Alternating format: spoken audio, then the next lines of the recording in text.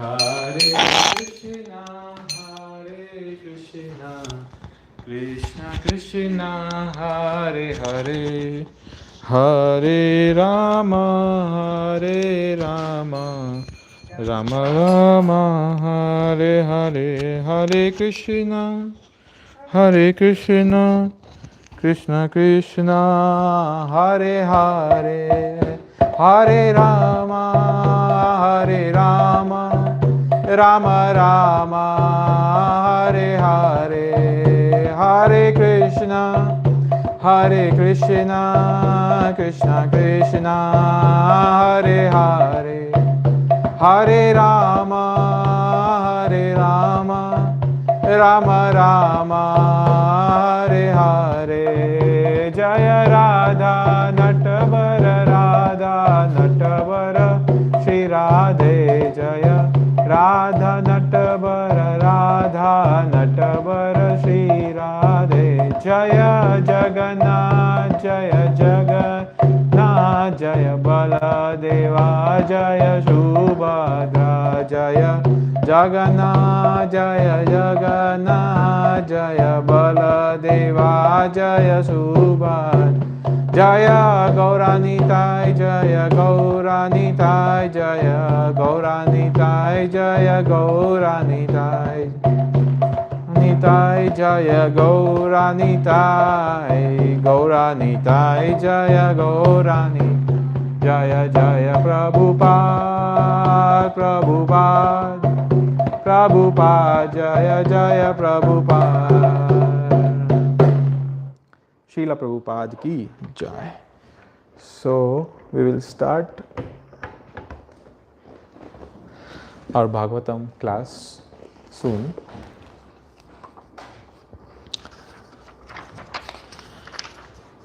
Om Ajnanatimirandasya Jnananjana Shalakaya Chakshurunmilitam Yena Tasmai Shri Guruve Namaha. Nama Om Vishnupadaya Krishna Presthaya Bhutale Srimate Bhaktivedanta Swami Niti Namine.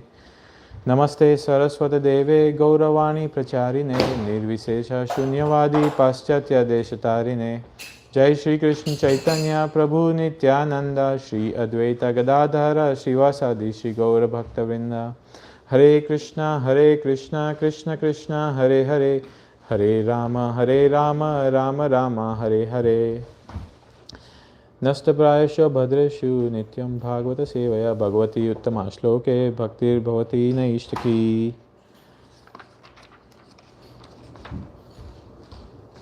Okay, Hare Krishna, dear devotees. We have almost house full. And Hare Krishna Vasanta Mataji. So thank you all so much for joining our another Shravanam Saturday class. And today we are going to continue Canto 1, Chapter 13, Dhritarashtra Quits Home. Text 38, 39 and 40, three texts. So just to give some context, what's happening, what has happened so far is that Pandavas have conquered the battle with the help of Krishna, and Dhritarashtra and Gandhari, they have lost their 100 children and a whole lot of Kauravas, the whole lot of population.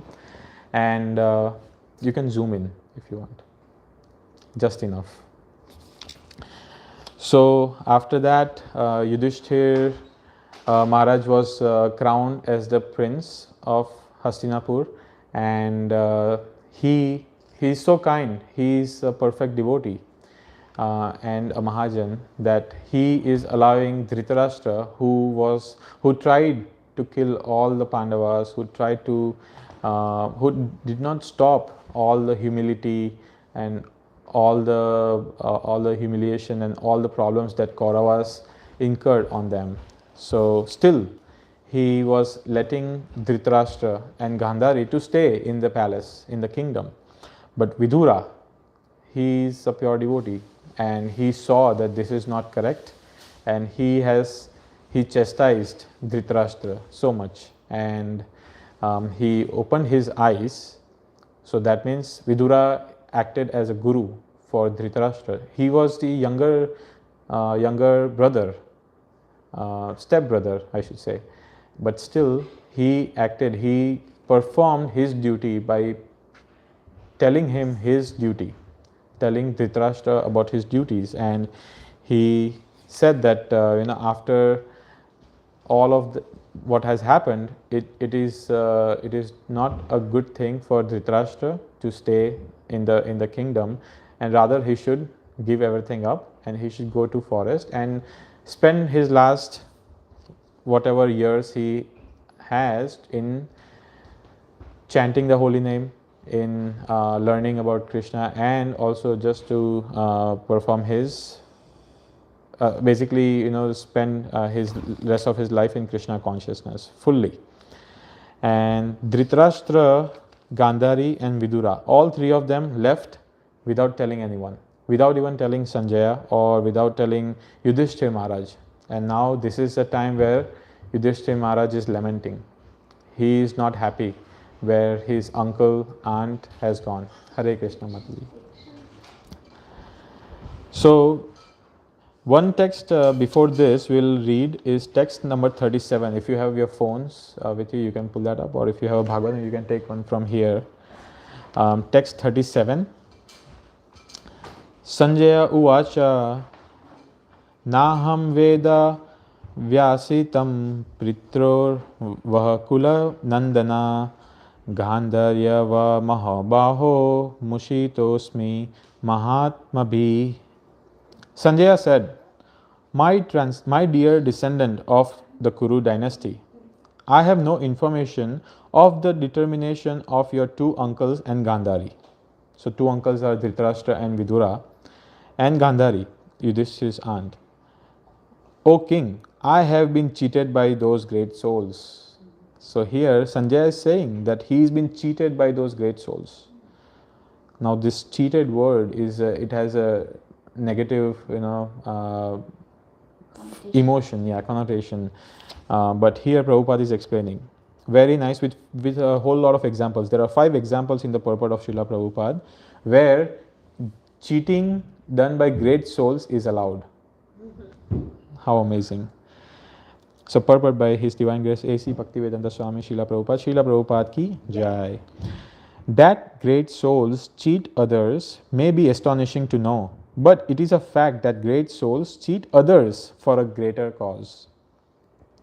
It is said that Lord Krishna has advised Yudhishthira to tell a lie before Dronacharya, and it was also for a great cause. The Lord wanted it, and therefore it was a great cause. Satisfaction of the Lord is the criterion of one who is bona fide, and the highest perfection of life is to satisfy the Lord by one's occupational duty. That is the verdict of Gita and Bhagavatam. So here is the first example. Srila Prabhupada is saying the first example is Krishna is telling Yudhishthira to lie. Lying is cheating, right? Lying is not the highest principle to live by, but Yudhisthira Maharaj is actually asked by Supreme Personality of Godhead himself. But what was the purpose for lying? That is the will of God. That is why it is a greater cause. If it is done for our pleasure, like I can start lying thinking of this example, but that is it for greater cause? Is it for Krishna's pleasure? So then it is not considered as the great soul cheating others. Then here is the second example Prabhupada is giving. Dhritarashtra and Vidura, followed by Gandhari, did not disclose their determination to Sanjaya, although he was constantly with Dhritarashtra as his personal assistant. Sanjaya never thought that Dhritarashtra could perform any act without consulting him, but Dhritarashtra going away from home was so confidential that it could not be disclosed even to Sanjaya. So here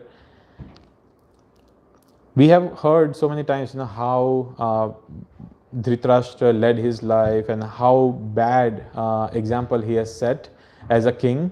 But here, according to Prabhupada, so Prabhupada in the beginning he said great souls can cheat, for higher cause, greater cause. And here Prabhupada is establishing that Vidura Sanjaya, Vidura, Dhritarashtra and Gandhari. These are great souls. These are great souls, and they have also cheated Sanjaya by not disclosing where they were going. So that shows that Prabhupada, despite of all the flaws and all the way they have lived their lives, especially Dhritarashtra and Gandhari, we will talk about Gandhari a little bit more in the coming verses, but how Prabhupada is such an Uttama Adhikari, and even beyond that he is stating them as great souls and who have cheated Sanjaya. So that is the vision of Srila Prabhupada.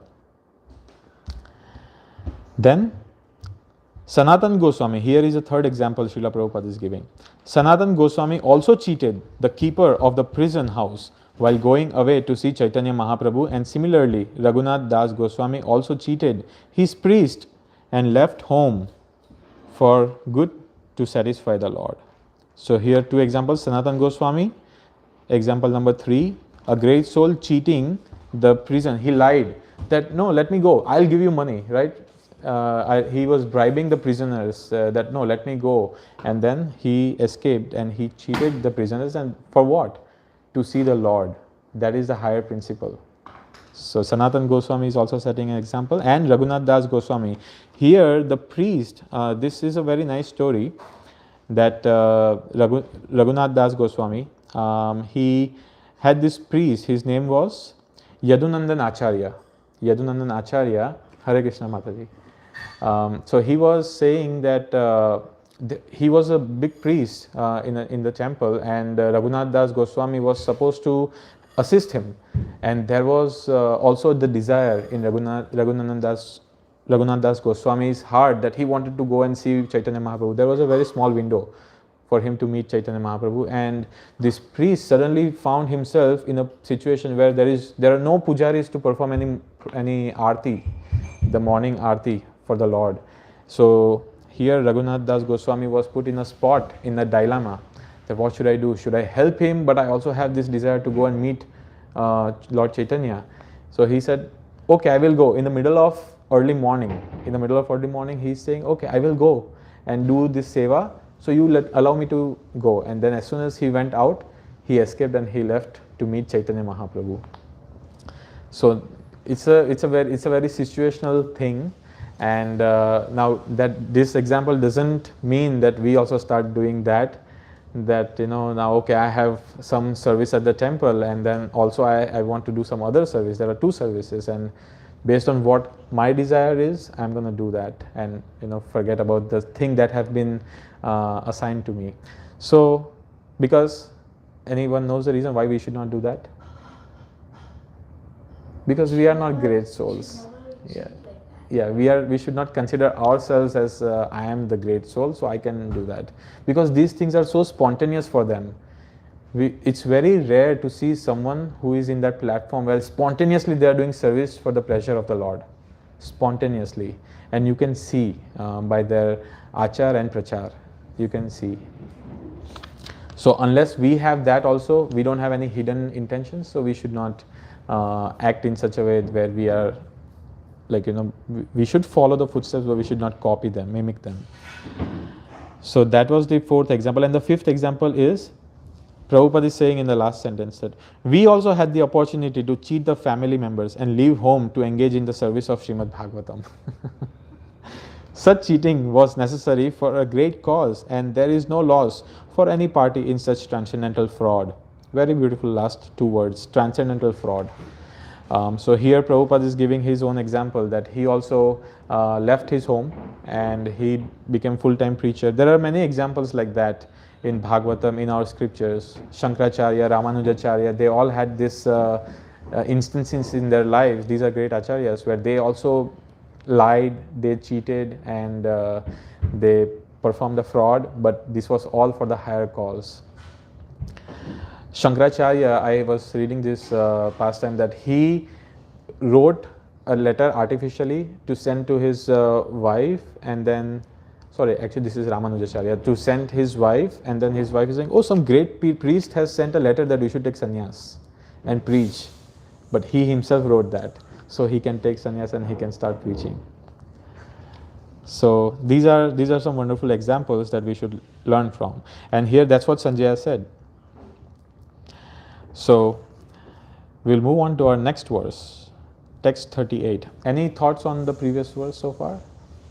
Yes.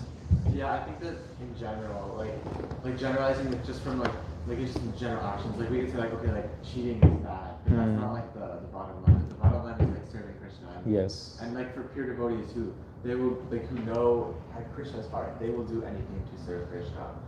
That's like the ultimate like religious principle. Like because even like Prabhupada says in some purports, like even if you do a good thing, like even if you commit like good things, it's still considered sins for devotees because it's not like pleasing Krishna. It's for their own pleasure. So like the real definition of what's good and what's bad is if it pleases Krishna or not if it's like good by material standards or not. Yes, very good point. And also it is in general, that's the tendency of jivas, that we want to go against what have been instructed to us.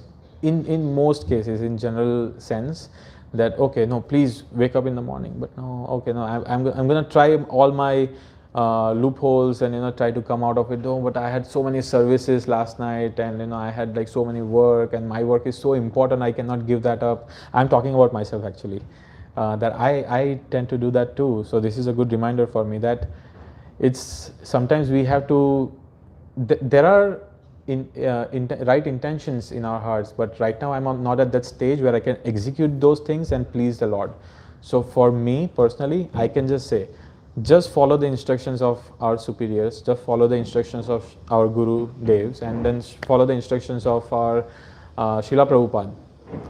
That's it. Like like a horse, just no other thing, just run. And then once we get that potency, because of following their instructions blindly, and not blindly per se, but very with determination, that no matter what happens, this is the instruction, this is the service I have been given to, and if my heart is saying no, I should do this is better, for now we should let that go, at least in the beginning stage. But once you become that such elevated soul where people are asking your advice to how to perform a service, then probably you will have that opportunity that okay, I'm going to change some rules, but that's very rare, very rare.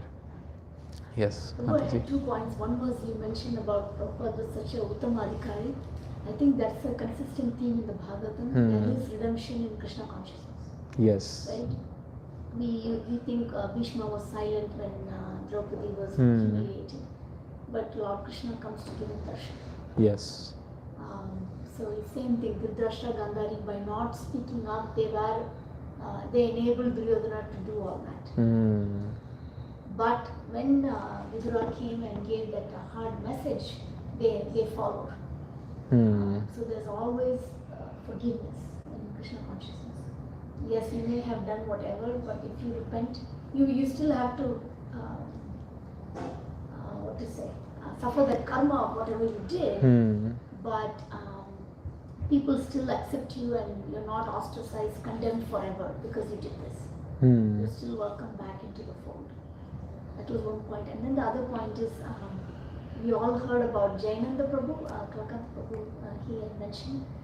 He had mentioned a pastime where Jayananda Prabhu was wearing such ragged clothes. That the temple president says, please go get some nice clothes, gave him some money. They went to this thrift shop, got the clothes. He stole. He stole because he thought, why do I have to spend this precious Krishna money for this? And he was taken to court. And the judge asked, why did you do this? And he explained the whole story. Like, we're trying to build this cart, they're getting money from book distribution so much. I didn't want money from Krishna's service to be used for me.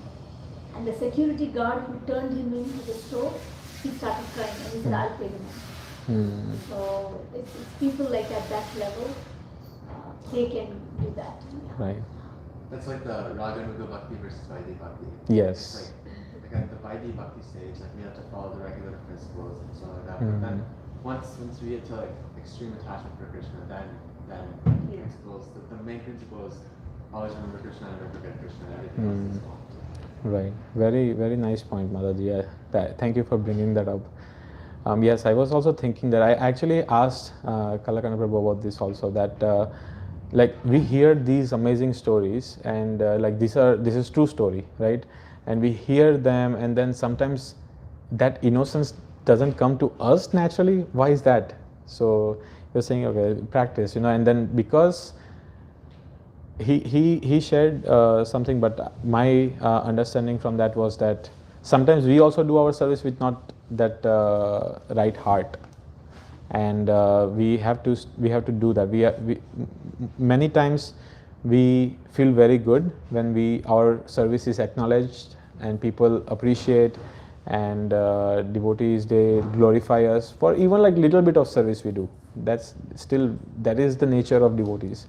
But when someone overlook all of that and doesn't pay attention to any of that, then that intention comes that Jayananda Prabhu, he is like such, like his mind is always working in that way. But for us, it's little, and also part of the reason is that our attachment to our desires versus attachment to please Krishna is also like the balance of that is I think the key is coming. insight, knowing that we crave recognition. Yes. They're having that insight and telling Krishna, I don't want to be like this, but I can't help that it's happening. I'm offering this desire for recognition to you. That is, I think, the first step. Kakanta Prabhu says this analogy, when the plane is up at 30,000 feet, you don't think it's moving, but it's surely moving. Yes. Like that, sometimes we may not see that we are getting better or not, but the holy name is working on us. Great points. Kalini Mataji, you want to add something?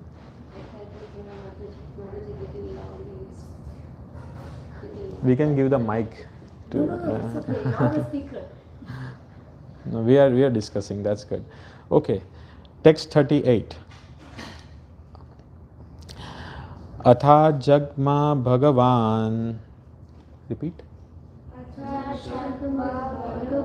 Narada Sahatamburu Pratiyuttaya Bhivadya Sanjayo Chayan Munim. Anyone wants to take a shot? Atha Jagama Bhagavan. Jagama Bhagavan. Narada Sahatumburu. Pratyuthaya Bhivadyaha. Sanujo Bhiyachayan Munim.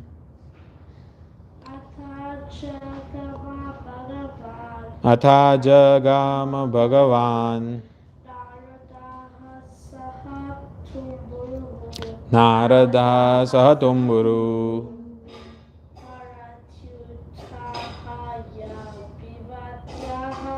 Pratyuthaya Bhivadyaha.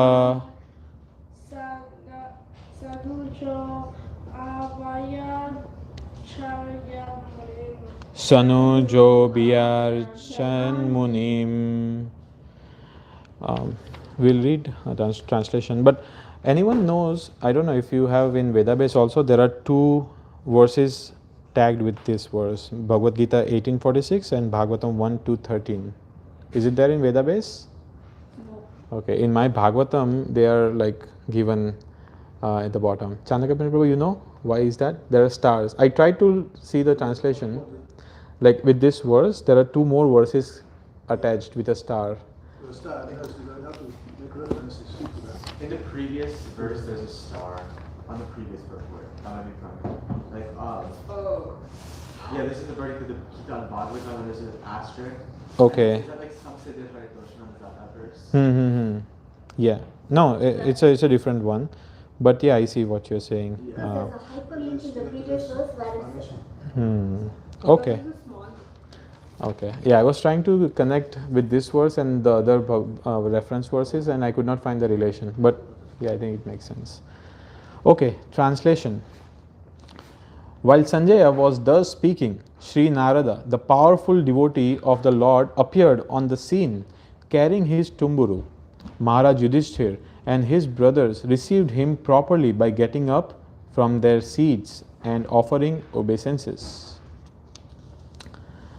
Anyone volunteering for the purport? To read the purport? Yes. Devarishi Narada is described herein as Bhagavan due to his being the most confidential devotee of the Lord. The Lord and his very confidential devotees are treated on the same level by those who are actually engaged in the loving service of the Lord. Such confidential devotees of the Lord are very much dear to the Lord because they travel everywhere to preach the glories of the Lord in different capacities and try their utmost to convert the non-devotees of the Lord into devotees in order to bring them to the platform of sanity. Actually, a living being cannot be a non-devotee of the Lord because of his constitutional position. But when one becomes a non-devotee or non-believer, it's to be understood that the person concerned is not in a sound condition of life. The confidential devotees of the Lord treat such illusion living beings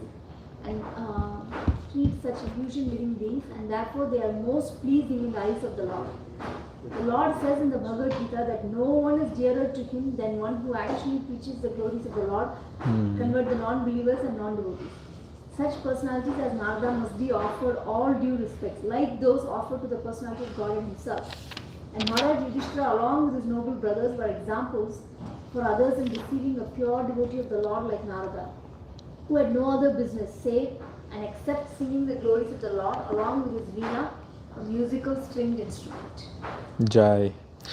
So, out of all this drama where Dhritarashtra has gone, suddenly disappeared, and Yudhishthira is confused, where is everybody, and Sanjay is also confused and he is also lamenting what happened. Suddenly comes the great devotee Narad Muni, out of nowhere. So, Narad Muni has this tendency of just appearing at the right place, at the right time, and that also by the will of the Lord. This is how Narad Muni works. Anyone knows any examples where other places, other situations where Narad Muni appeared just out of the blue? Yes, Dhruva Maharaj. Then yes, but that was planned, and it was like very good point. Yes, Kamsa. Yes, yes. Mrigari, yes. Nalakur Manigriva. So yes, it's huh? Julan Yatra time. Narad Muni said, Srimati Radharani prepared to come to Julan Yatra, and then here is already late. So Narad Muni told to Krishna to sit down with Lolita. Yes. Jai. And it's amazing that how Narad Muni comes so many places, and to different people he is giving different advices. Yeah? To different people he is suggesting, like based on their situation, based on what they are going through, based on what is their desire. He did not tell Kamsa to drop everything, just for surrender unto him. But to Dhruva Maharaj, he said.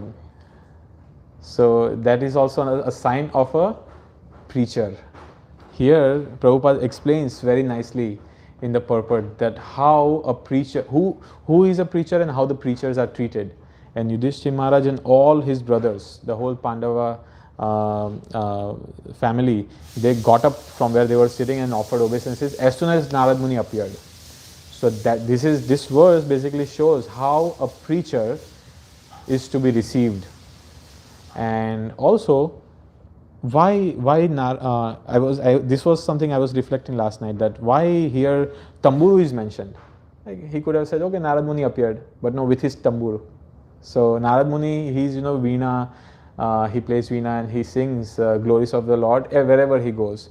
So I was thinking, maybe this is some indirect way of Bhagavatam teaching us that all the devotees must know at least one musical instrument. One musical instrument one has to know.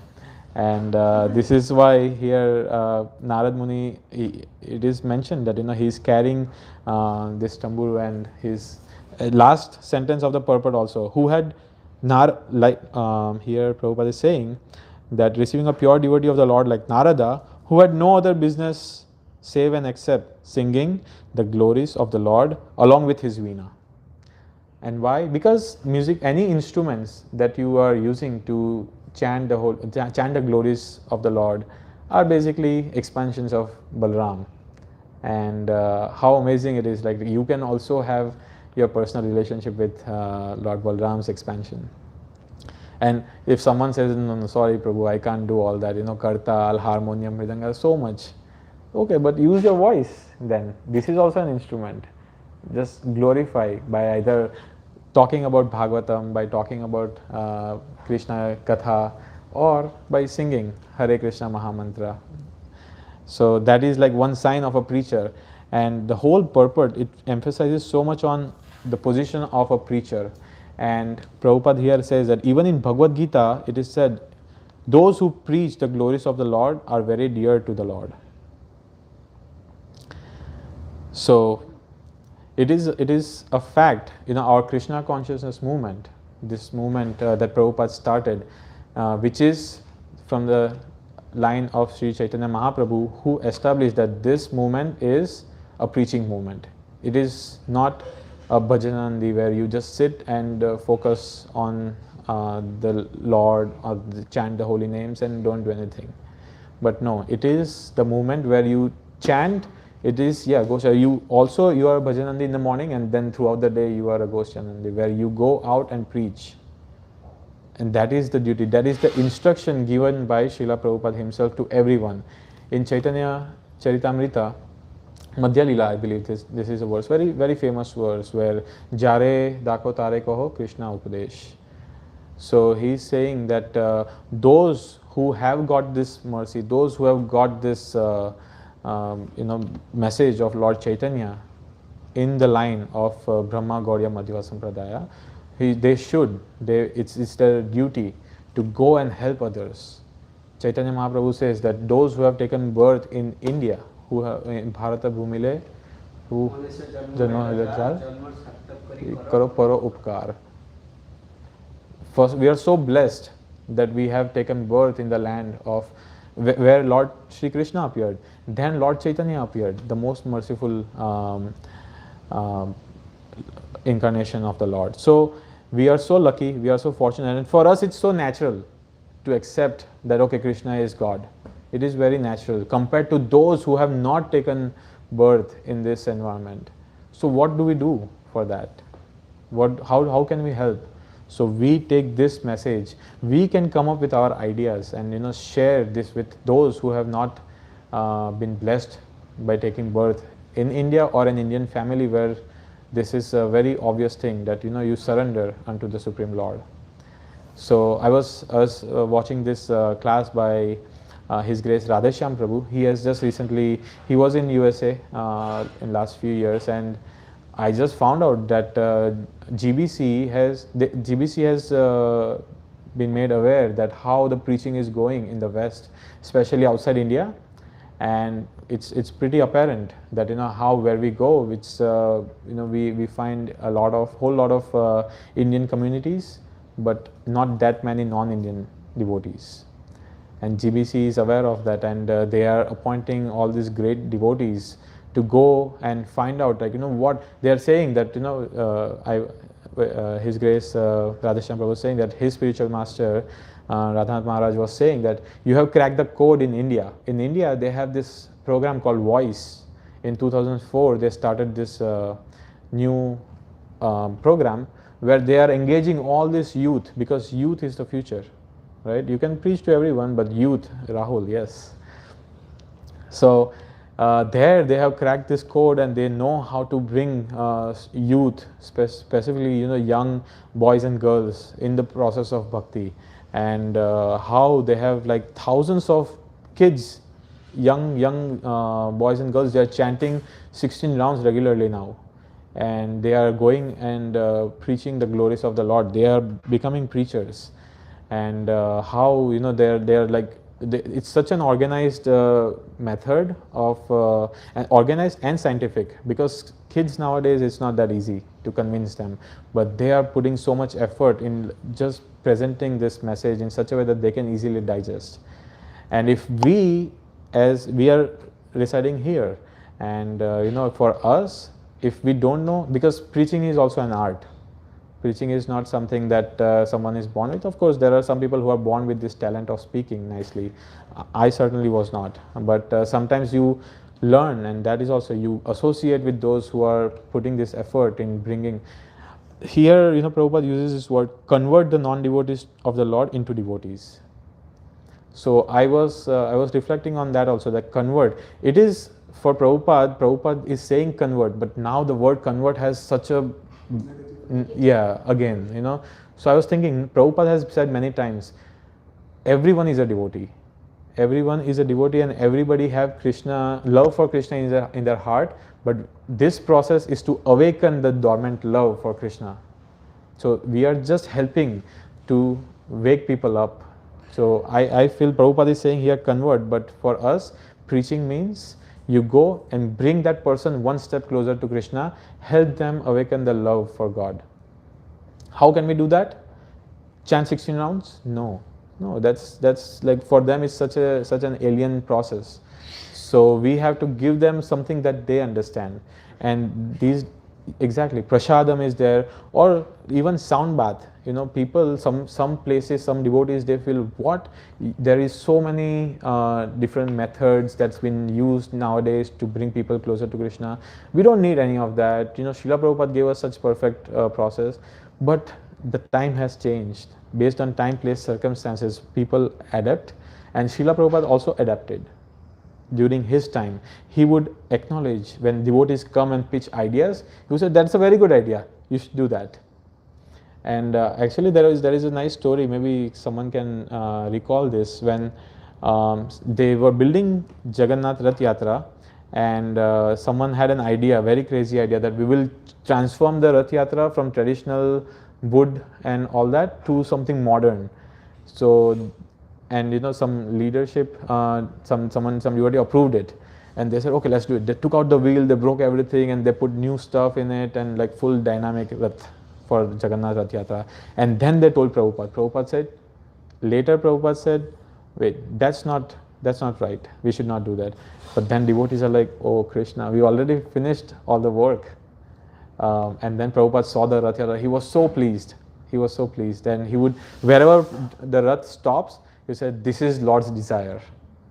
Lord is very happy. So Prabhupada would also adapt to many things. So nowadays, there are like raps, some people, they are like DJs, they are bringing all this amazing creative ways of becoming relevant to those who are around them. So again, Bhagavad Gita, Srila Prabhupada says in one of the purpose that Krishna consciousness is very dynamic. It's not one size that fits all. And so preaching, again, going back to this point, if you have understood this message, then so first is you, what is the verse again, Prabhu? Jivana sarthak kari karo paro upkar. First, make your life perfect, and then you help others. It is an instruction. It is not some suggestion from Srila Prabhupada. It is an instruction that yes, we have to give Krishna to those who are everyone around us. It could be in a very simple as, because sometimes when your sadhana is perfect, when your sadhana is pure, sincere, then you don't have to even say anything. You just step in front of someone and they will ask that, Prabhu, what's the secret? It is a fact. Like we had Govinda Prabhu recently visited from Vrindavan, right? Who served 24-hour Kirtan with Ayendra Prabhu. So we were just discussing that how it's so amazing that he's just sitting there, he's not, and people are asking that, Prabhu, so can you share something about the holy name, please?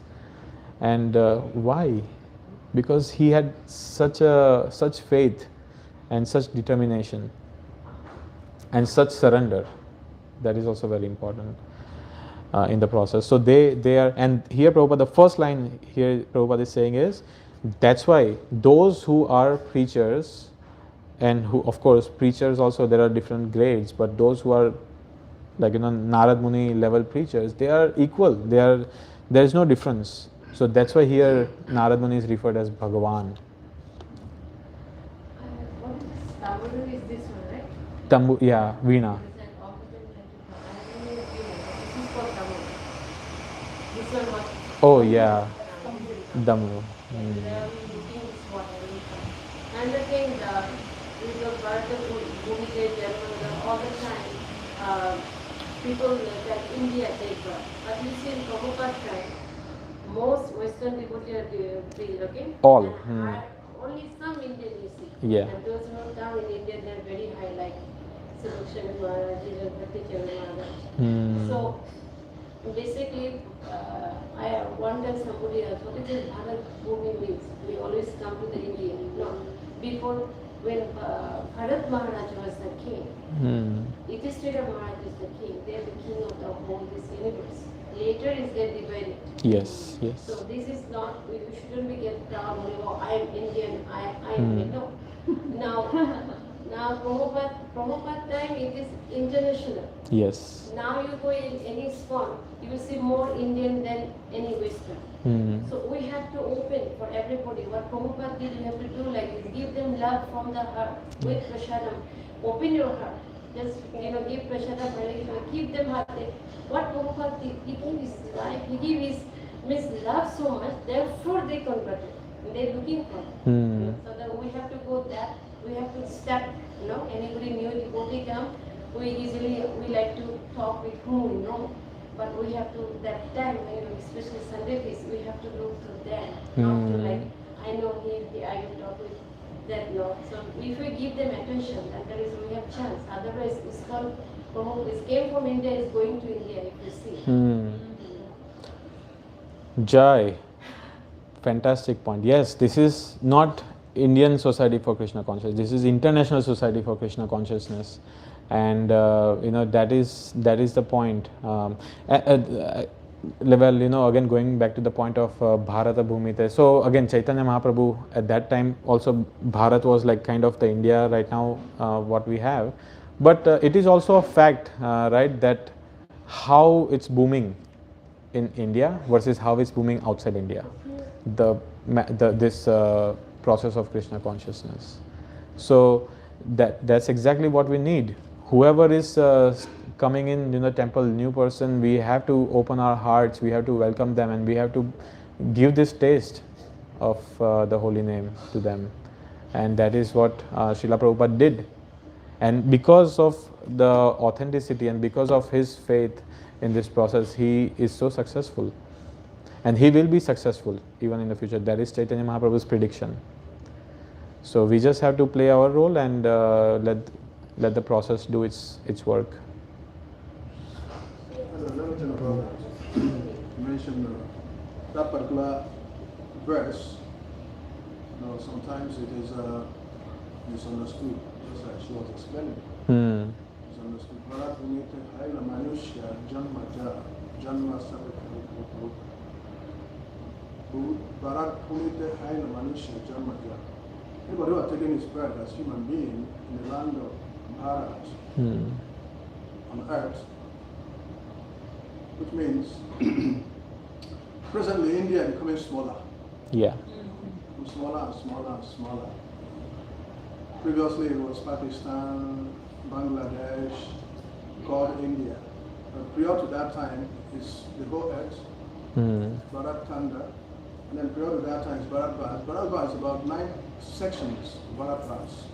Bharat 9 sections. The little one, the last 9th section is what we know today as the earth planet.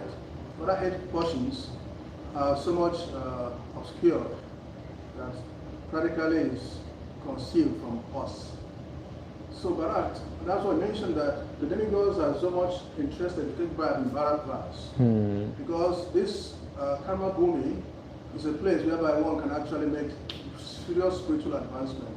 Even from here you can go back from Bharat to God. Other than going to heavenly planets and all that.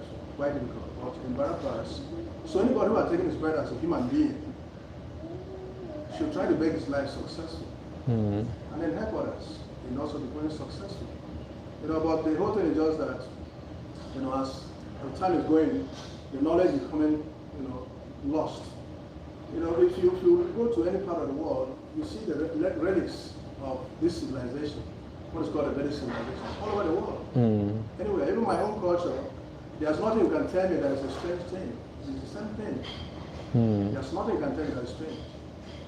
But the thing is that only the pure devotee knows the acts of devotion, the bhakti, which awakens love of God. And that could be shared by those who have become fortunate to be in the line of devotion, in the line of Sri Chaitanya Mahaprabhu and the Vaishnavas. It becomes easier to help others. So sometimes it is misunderstood in terms of what is in here. What is Maharaj?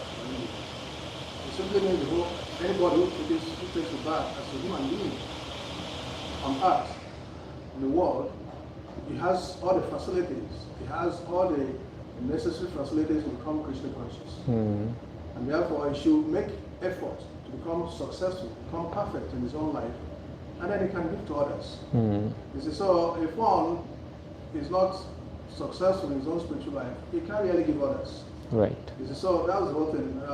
Sri Prabhupada explains to Haridas Thakur, says some devotees, they are perfect in their sadhana, in their behavior, Vaishnava achara, and then they can also preach. That's the category of Haridas Thakur. Some devotees, they have good character, good conduct, but they can't preach. And also some can preach, they don't have good character. So but a pure devotee like Haridas Thakur or the acharyas or very serious devotees, they can do both. They preach what's called the work they are taught. They preach what they do, and they do what they preach. So such persons, his association is very infectious in a good sense. In his presence, you become Krishna conscious. You see, so most cases we think about preaching to be what we say. What we say is actually a little portion of what preaching is. Just a little portion of what preaching is, what we tell someone else. But your life conveys the preaching. What you do, what you live, how you live your life conveys, it makes someone to say yes to Krishna or no to Krishna. How you live your life. There's how you live your life. Somebody rejects God completely. That's why you see all over the world, some people say, I don't want to be a Christian, I don't want to be Muslim, I don't want to do this, even some people say, I don't want to be a devotee. Why? Because of how they have been impacted by somebody who claims to be a devotee, who is a devotee and whatever. And then by associating with such a person, they say, no, if this is what it means to be a devotee, I don't want to be. You see, so the preaching is a lot more than just telling somebody about Krishna, about, you can tell somebody. You can tell someone about Krishna, okay, it's okay. But what about you? You know, in most cases we are so much interested in giving somebody what we don't have. That is the hypocrisy of the age of Kali. You see, people want to give what they don't have, but what they have, they will not give. See, that's a hypocrisy. I have some money, some good things to share with you, but I will not share. But I'm telling you something I don't have, and I'm preaching to you, I want to give you that. It's a hypocrisy. I don't have Krishna, but I'm telling you I want to give you Krishna. It's hypocrisy. But the little things we have, how do we share? How do we relate? How do we, conduct ourselves in such a way that, yes, if you can give me this little, because the little you have, then you have more you can give me. That's what it is. So all over the world, it is found, both in Christianity, in Islam, everywhere, we've seen these things. And that's why people are becoming apathetic to Krishna, to God consciousness anyway, to religion itself. People condemning religion. They don't want to present religion as anything. People becoming scared of religion. Giving you, the opposite of what it should be. In that sense. So, little things count. In devotional service, in spiritual life, let us, cultivate little habits that will convince somebody that, those who are approaching God, they are good people. Therefore, God can be trusted. Because you can't trust God if you don't trust those who say they know God, who say they follow God. So that is why the association of pure devotees is very, very important, very necessary, because they give you faith, they give you confidence in God, in Krishna, because this person I'm following, he's showing me, what it means to become God conscious. Ordinarily, one cannot really become God conscious without devotees of Krishna. So that is why Bhagavan is mentioned that is giving equal opportunity, equal respect as Krishna, because they actually, Krishna in action, Krishna who's there. So some of these things are there in terms of Preaching. our concepts, how Yeah. we see things. We should expand our understanding of what we are talking about, what Krishna is, what the scriptures are saying. If not, to become so closed up. And they make Krishna consciousness look like it's a sectarian organization or some kind of closed up thing. It's everybody. It's everyone, even among Christians, among Muslims. When you preach in these countries, you're able to see that yes, these people are actually devotees, but they have a different concept of what we are talking about. Very nice point. Thank you, Prabhu. Absolutely, yeah. Preaching is not just talking, big words. Sometimes I was actually also thinking while Chanakya Prabhu was sharing his thoughts that preaching is even those who are just decorating the deities. That is also preaching. People, they don't say anything, but those who come, like new people, and they say, "Wow, such gorgeous darshan." Now they are like attracted to Krishna. What is that? That is preaching. Yes.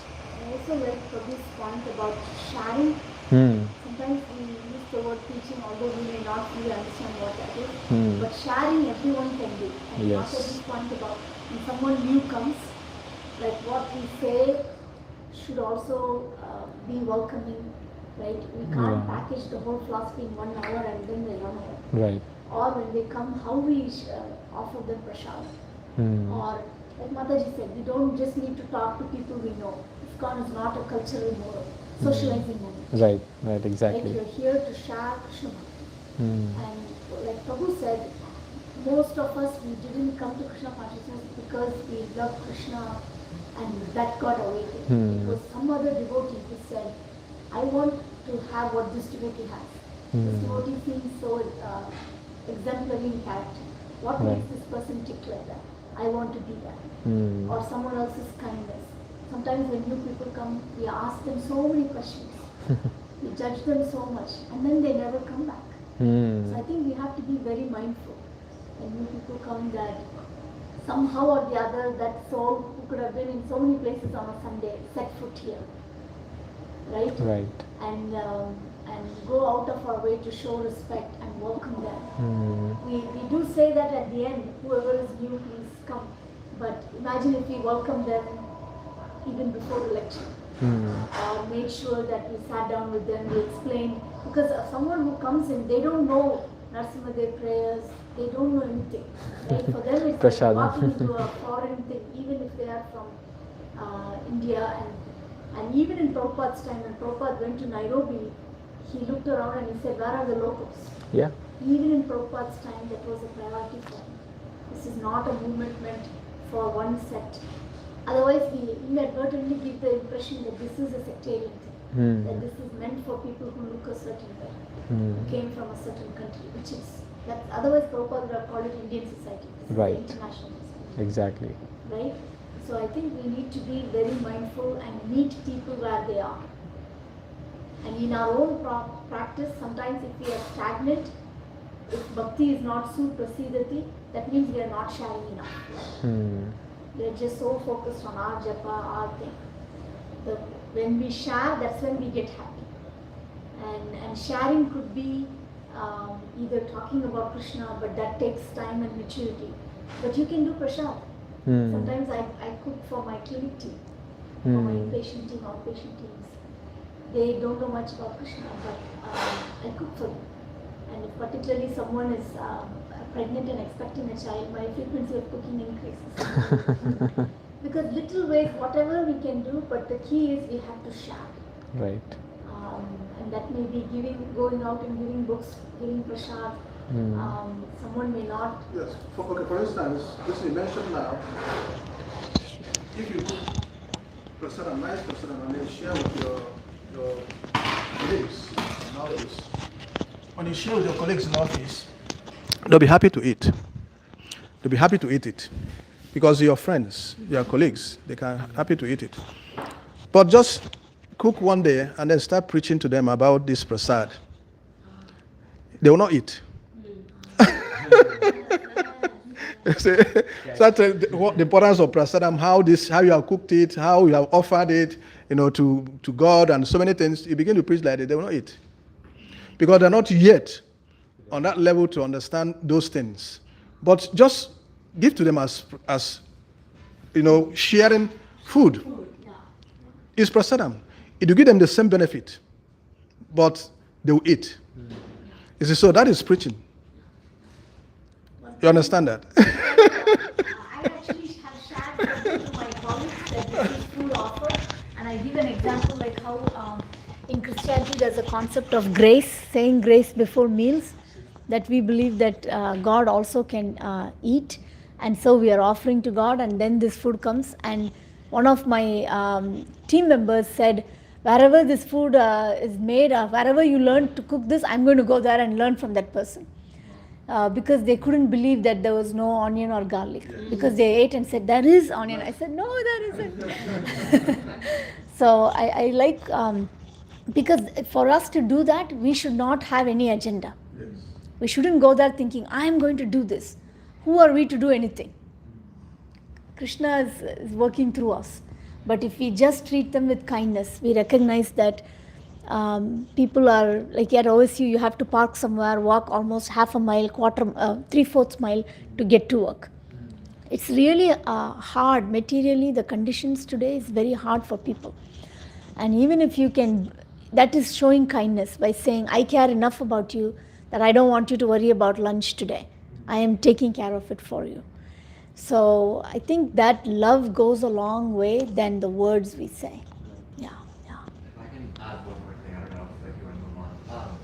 But yeah, like in like English class, we learn about there's like 3 rhetorical moves. We feel people's emotions, their credibility, their sense of credibility, or their logic. And like when we say things, that's the logic. But the strongest in order is emotions, then credibility, then logic. So like from a psychological perspective, people care most about how they feel, then how about the people, like the person who's telling them, and then about what the message actually is. And that's like the last thing. So when we preach, we have to make people feel loved. Like we have to make people feel like that this is a good process because they feel good. And like that's the compassion we have to show them. And the second thing is we have to be pure ourselves so they understand that they're not like they're joining like a bona fide mission.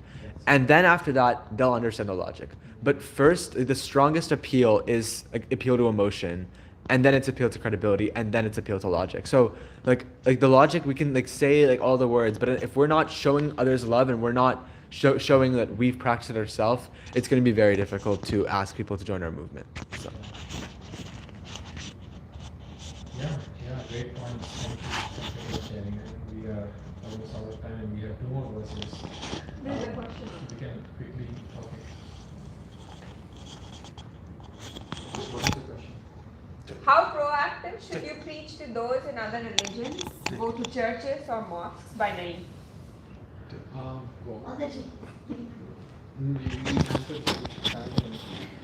How's what? How proactive should you preach to those in other religions? Go to churches or mosques?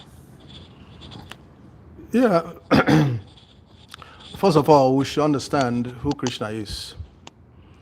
Krishna is the same God they worship both in the church and the mosques. The same person. They call different names.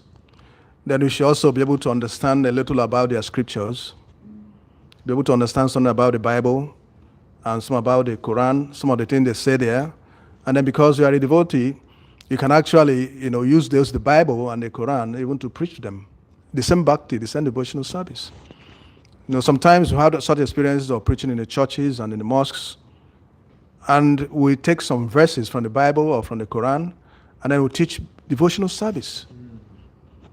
It just depends on if you really are a devotee and understand what devotional service is. You can pick up a verse from the Bible or from the Quran and then use it to teach them devotional service, and they will appreciate it. They'll be happy to hear it because they have not had that version of their own scriptures. You see, most of these scriptures, they are all like slokas, they are coded words.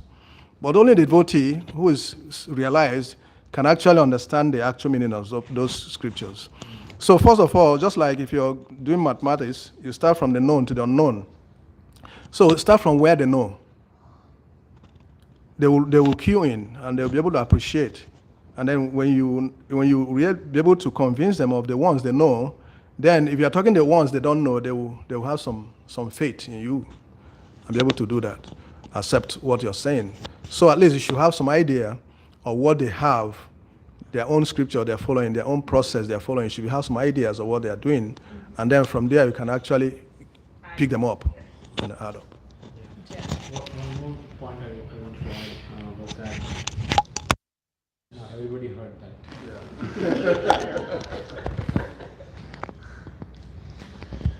Sorry about that loud noise.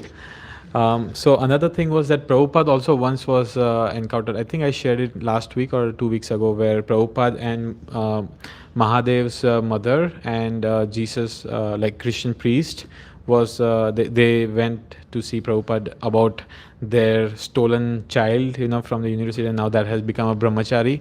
So, and Prabhupada in that conversation is again and again telling, you are such a wonderful man, to that priest, that you are such a wonderful man, you are doing God's work, so please continue to do that. So Prabhupada could have had, in that moment, he could have said, no, you stopped, and then, start chanting Hare Krishna. No, he did not say that. Despite of that priest saying that, I love eating meat in every day, and at the same time I do my preaching. So he said, okay, you continue, you preach more. He's saying that. So, and many places he's saying that this process, by reading Bhagavad Gita, whatever faith one may have, that faith will become stronger. So you cannot expect grade 1 child to hear PhD book, now you start reading, become a PhD. No, whatever they are, let them be, and slowly and gradually they will take up to Krishna consciousness also, and they will attain the highest abode. So it's a gradual process, and I think for me personally, I feel like I rank what is the challenge when I'm sharing Krishna consciousness. Here is the easy person to share with, here is little difficult, here is difficult, and then so I feel like those who are like Christians or Muslims, and who are like pakka in those, so they are like, I don't touch those grades. So okay, let them be where they are. So those who are like inquisitive, it's very fun, for us also, and at the same time it's helpful for us. Now imagine if I'm going and preaching, and now they are counter preaching. So now there is no middle ground, and it agitates us. So we have some experts, so we'll let them do that work. And for us, we try to reach out to students and those who are curious about this process, about the philosophy, and who just want some basic understanding. That is the most joyous thing, at least for me at this stage. Just sharing the basics of Krishna consciousness with those who are like just curious, and those who are slightly interested, or like those who have the chance of becoming interested. So that's more fun than anything. Also, you have to be careful for preaching. Some people will come to office or when to see something superior. Oh yeah. Then we just skip, because one time we're doing Navati Parikrama in Mayapur, and one we stand as devotee. And when we're going from Navati path, our Guru Maharaj, all Maharaj to be go very altruism way, because there's a big city in Maya, that place, Navadvip, right now. And they all go over there, Mataji will dance, and we will preach with them. So we're all going like this. And then one story, so that one Western devotee, like nice, he tried to preach one Bengali. But that person is so argumentative, talking with that Prabhuji, and that Prabhu tried to convince, and that person is we are going from that, I'm hearing the keep like arguing and offensive, and it's so painful, because one though that devotee, international devotee, I understand, top of that the way this person talking, he not going to accept, but he just arguing offensive. So me and my mother my mother told, go help, do something. And I went there, I don't know, Prabhu, this is also offense to in the holy name, that is also offense to preach a person who have no belief. You just, if you try to do it, it's offense, Prabhu, you're not hearing. Immediately that person, because that Prabhu getting angry on that, the way this person swear, then when I told that, immediately that Prabhu give up and went. Because what is the use? Because sometimes I preach here, always some take and some just talking after sometimes figure out, oh, he just wasting my time. He just just go from there. I'm thinking, just wasting time because he just arguing with me. I finally figured out. So yes, definitely preaching it's an art and it should be learned and should be learned from experts.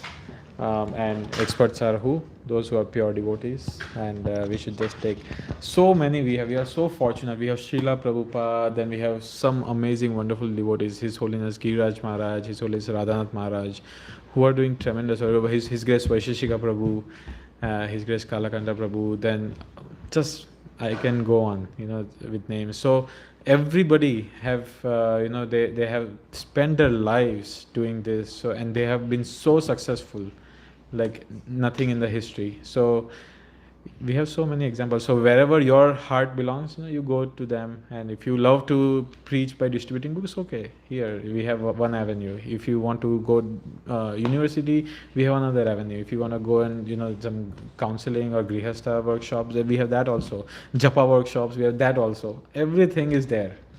Everything is there in our movement. So it's very rich and we have all the options available. So those who are interested, they are most welcome. But that's the thing, one has to take this seriously and start working, making goals that, okay, from now on at least one thing I'm going to do is this, not just we thought about it, we talked about it, and now we are back to square one. So that's anyhow. We are out of time, but next couple of verses I wanted to cover also, but I think we already covered. So in the next verse, Prabhupada is again glorifying Queen Gandhari, who is also leaving, and Maharaj Yudhisthira asked that, oh, where have they gone? Oh, godly personality.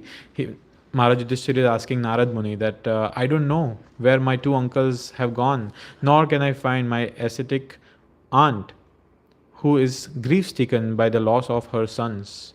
So here Prabhupada is saying in the purport that Queen Gandhari is a typical example of an ascetic because of her marvelous character in many trying situations. So here again Prabhupada is showing by example that and Queen Gandhari, she was a devotee of Lord Shiva, right? She was never in favor of the right things. There are so many questions about Queen Gandhari that she could have solved everything. But she vowed that no, I'm gonna become blindfolded and I'm gonna support my husband in this way. But had she not done that, like had she kept her vision and guided the husband, because that's Vedic tradition, right? You guide your husband where they are lacking, then you guide your children where they are lacking. But Mother Gandhari was like, no, I'm gonna be like my husband and be completely.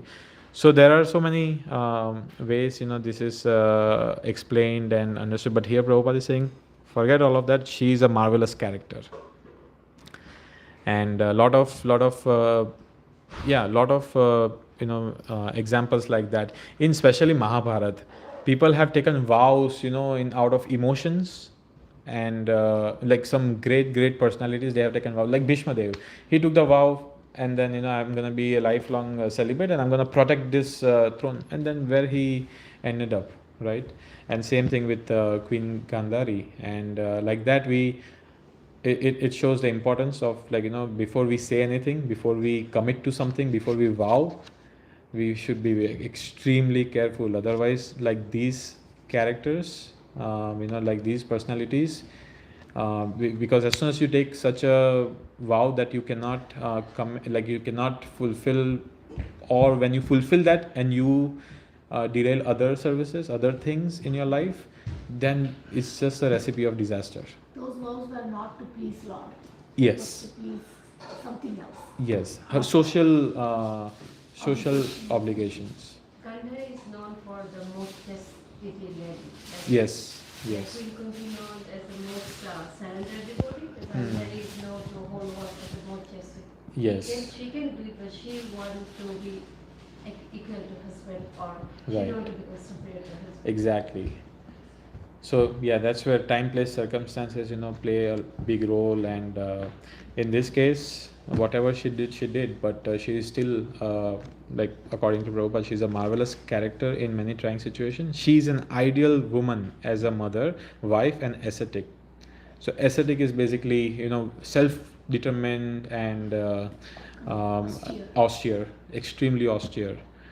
So in the history of the world, such character in a woman is rarely found, despite of all her actions or what are she. Yeah, that's a point. So for us also, if we are committing to some service, think before, like, okay, will I be able to do it, and will I be able to give my best, and oh, I'm just gonna say yes because I don't like to say no. So all that will just cause a lot of problems. In history, what you said? Prabhupada is saying that she was an ideal woman as mother, wife, ascetic, and in the history of the world, such character in a woman is rarely found.